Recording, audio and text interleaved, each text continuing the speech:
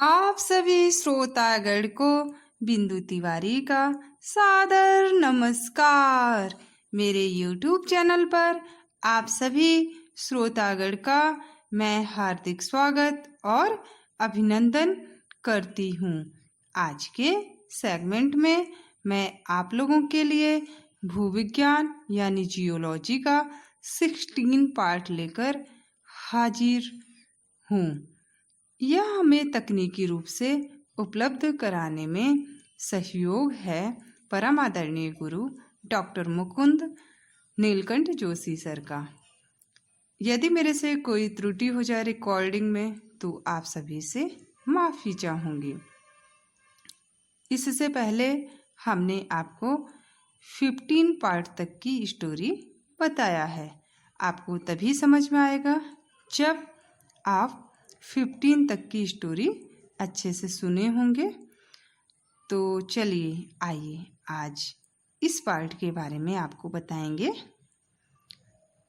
यूरोपीय इतिहास में रोमन साम्राज्य के बाद के समय अर्थात कौन सी सदी है? 5वीं सदी के बाद से कौन सी सदी आती है? 11वीं सदी तक के समय को कौन सा युग कहा जाता है? अंधकार यानी डार्क एज कहा जाता है। इसमें जो था समाज का जो लगन थी, मन पर धर्म का ऐसा सिक्का मतलब लोगों के मन में जम गया कि मुक्त जो है वैज्ञानिक चिंतन की धारा ही रुक गई।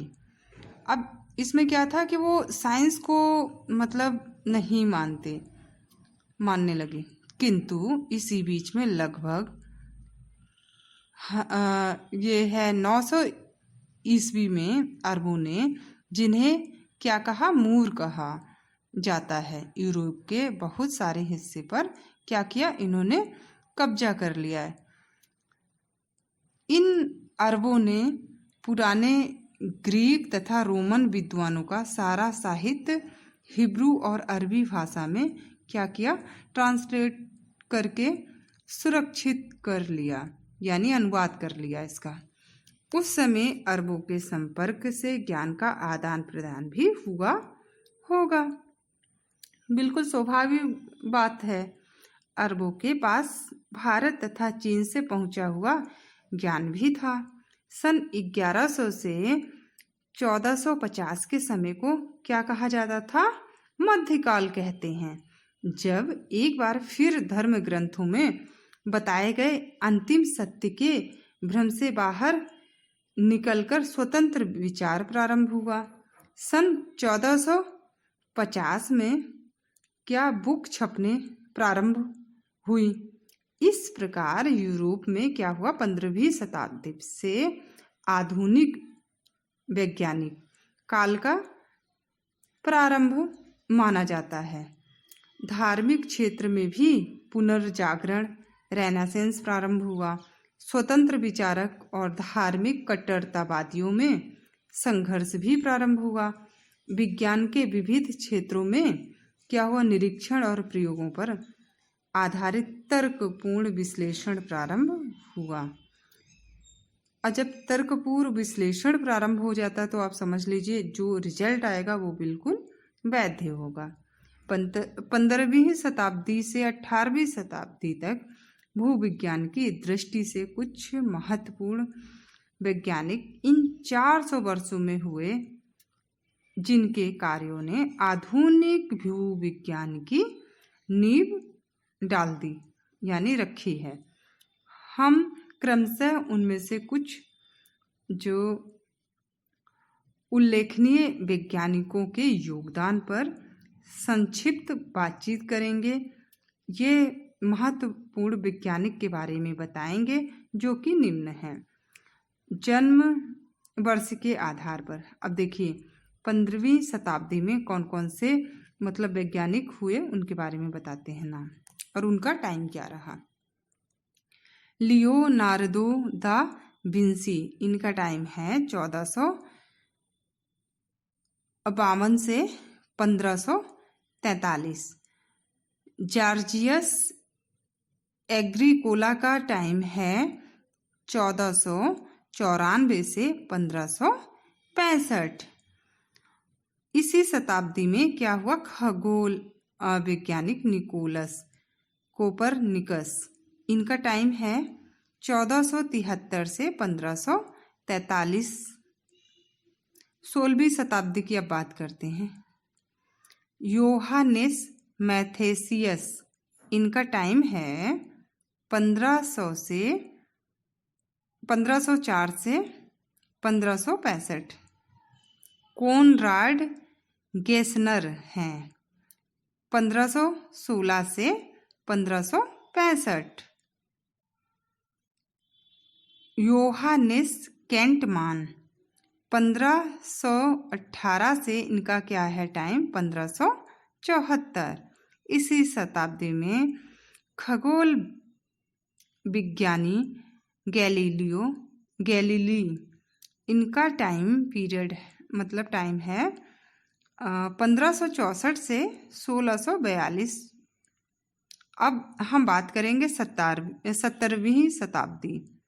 निकोलस स्टीनो 1638 से इनका टाइम पीरियड है 1686। इसी शताब्दी में भौतिक वैज्ञानिक आइजैक न्यूटन, सभी लोग परिचित हैं इस नाम से, और इन्होंने सिद्धांत भी दिया है, सभी लोग जानते हैं इसके बारे में। तो 1643 से इनका टाइम रहा 1727। 18वीं शताब्दी में जेम्स हटन, इनका टाइम है 1726 से 1797। अब्राहम गाटलाज वर्नर 1749 से 1817। विलियम स्मिथ का टाइम है 1769 से 1839। चार्ल्स लियन 1797 से 1875। इसी शताब्दी में क्रिस्टल विज्ञानी रेंजस्ट हबी 1743 से 1821 तथा रसायन विज्ञानी वर्जीलियस 1779 से 1848। इन सारे विज्ञान महर्षियों के कार्यों का लेखा जोखा देखे बिना भूविज्ञान के विभिन्न आयामों के विकास को समझा नहीं जा सकता है, क्योंकि इन लोगों का महत्वपूर्ण योगदान है। हम पहले भी देख चुके हैं कि मूलभूत विज्ञान अर्थात क्या है हमारा?